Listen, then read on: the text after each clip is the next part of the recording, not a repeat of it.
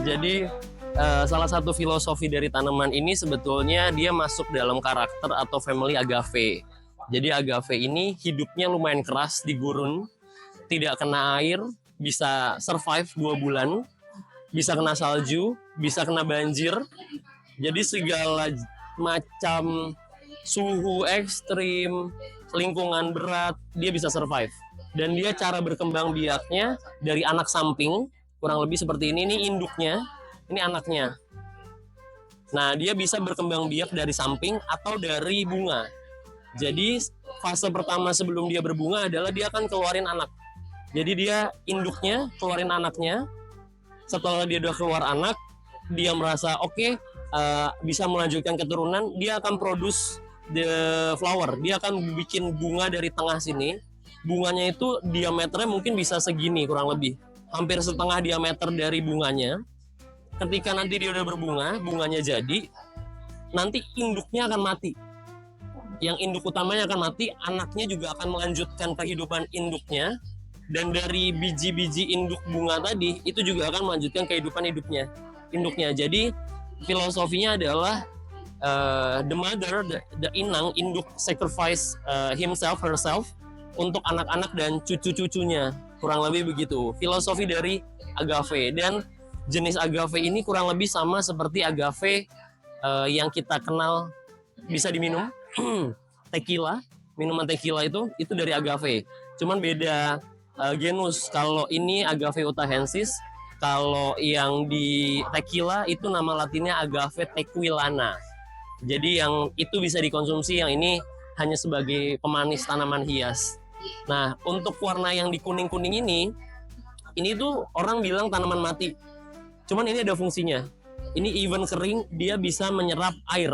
Jadi dia membantu menyimpan air ketika gurun lagi musim panas, jauh dari hujan, ini juga menyimpan air. Pengalaman aku kalau memang punya atau mau beli, daun kuning, daun tuanya jangan dicabut. Karena ini yang bantu nyimpan air mereka. Karena pengalaman aku, orang tua pernah iseng nyabut-nyabutin, karena menurut dia ini tanaman mati, dicabutin sampai gundul, hijau semua, dan disiram setiap hari. Pada akhirnya mati gitu. Jadi penyiramannya pun gampang. Ini sebetulnya tanaman yang dirawat Tuhan. Cuman disiram sebulan 2 kali. Sebulan 2 sampai 3 kali lah. Itu udah cukup banget, sangat cukup. 4 kali pun itu udah cukup banget. Seminggu sekali, oke, tapi jangan sehari sekali, jangan. Pasti mati. Busuk pasti di bagian bawahnya gitu. Jadi mulai dari kapan? Kalau start dari tanaman gurun sebetulnya baru 2 tahun.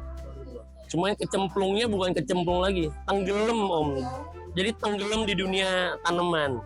Kalau sebelumnya lagi mainnya di tanaman-tanaman hijau, monstera, anthurium, philodendron, alocasia.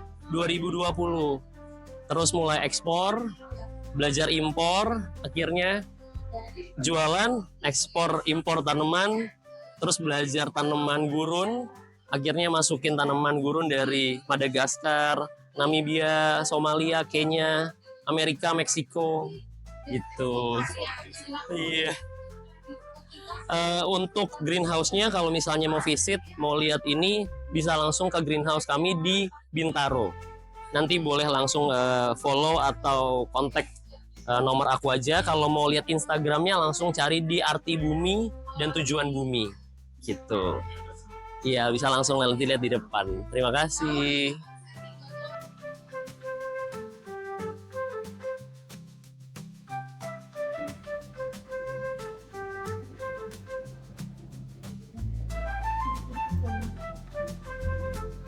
Aduh.